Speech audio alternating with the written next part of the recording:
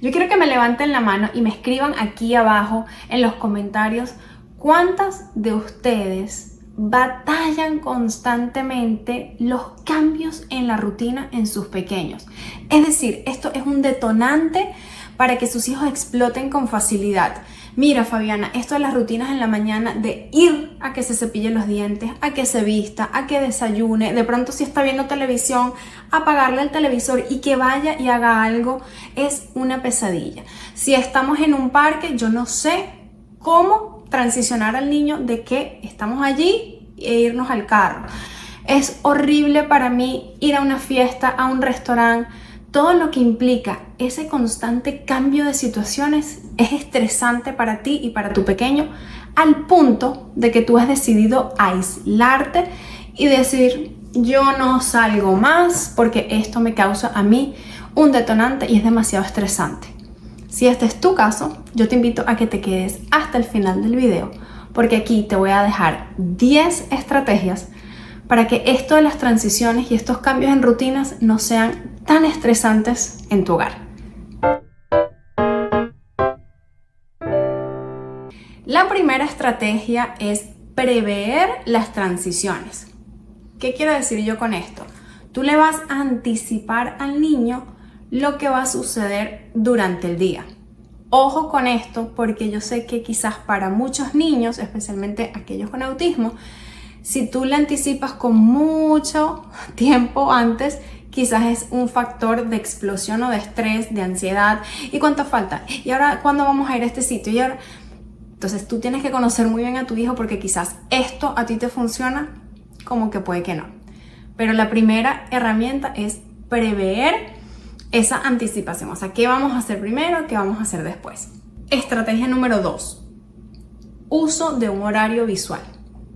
No me voy a cansar de decir lo importante que es tener un visual como estos que van a ver aquí en pantalla, porque eso va a organizar al niño y va a saber qué viene primero, qué viene después, apoyándonos en esa parte de ese sistema.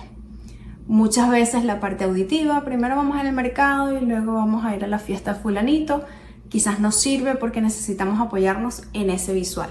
Y tener una rutina como esta es sumamente importante para poder organizar y que ese sistema nervioso esté en calma. Establecer rutinas claras sería la estrategia número 3. Tener una rutina estructurada y muy predecible puede ayudar a los niños a sentirse más seguros.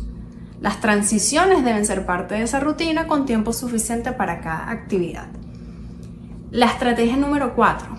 Utiliza un temporizador, un timer. Aquí les voy a dejar el que yo utilizo, es completamente gratis y de esta forma el niño tiene el visual y la parte auditiva de saber cuánto tiempo le queda para realizar esa actividad. Por ejemplo, cuando se acabe el timer, es tiempo de apagar el televisor. Una de esas transiciones que es tan compleja para los niños.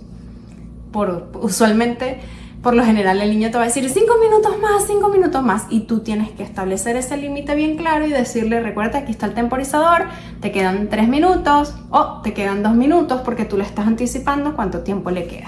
Estrategia número 5, reforzamiento positivo. Recompensa al niño cada vez que haga algo y nárraselo. ¡Wow! ¡Qué chévere cómo te paraste y fuiste a comer! Me encantó cuando apagaste el televisor, cuando se acabó el timer, el temporizador, etcétera, etcétera. Estrategia número 6, ofrecer elecciones. Siempre que los niños les puedas dar 2 opciones dentro de tus opciones, les da como ese sentido de control a su cuerpo. ¿Quieres primero ponerte los zapatos o quieres primero ponerte la chaqueta? ¿Okay? De esta forma vas a ayudarlos con las transiciones.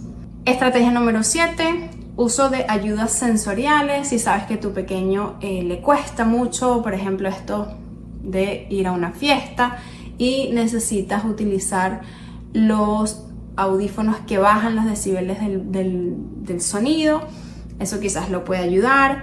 Algún squishy, algún fidget toy que a lo mejor lo puede ayudar a anticipar esa transición que viene y sacar como ese estrés o ansiedad en ese objeto. El número 8, la estrategia número 8, desglosar de a pocos esas transiciones en pequeños pasos. La estrategia número 9, ser paciente y constante. Hoy sabemos que las transiciones pueden tomar más tiempo de lo que uno piensa y a veces uno termina ya impaciente y los vistes tú, haces todo tú, ok, 5 minutos más con el televisor para no escucharlos, pero trata de ser constante, paciente y tener mucha calma. Y la estrategia número 10, identifica esas señales de estrés en tu niño, sobre todo como en el cuerpo. Tú vas a saber y te vas a volver perfecto en descifrar qué necesidad tiene tu pequeño, ¿ok? Puedes incluir conductas como de pronto saltar, si necesita el niño antes y soltar ese estrés y pegarle a un cojín, puedes hacerlo, respirar, soplar burbujas. Tú tienes que tratar de encontrar qué esa herramienta sensorial que mencioné anteriormente le sirve mejor a tu pequeño. Es muy importante decirles que cada niño es único. Quizás lo que te sirve hoy, mañana como estrategia no te va a servir, es normal. Es una montaña rusa de días, de situaciones, de cómo tu hijo se está sintiendo. Aquí lo más importante es que tú te mantengas constante, tú seas esa fuente de apoyo y tú puedas crear esa conciencia de qué realmente necesita mi hijo en ese momento. Así que espero que estas 10 estrategias les puedan servir a ustedes. Cualquier duda, comentario que puedas tener, me lo dejas aquí abajo en la sección de los comentarios y con muchísimo gusto te respondo. No te olvides de suscribirte a mi canal de YouTube y encender la campanita para que veas muchísimos más videos con otros temas que yo sé que a ti te van a servir.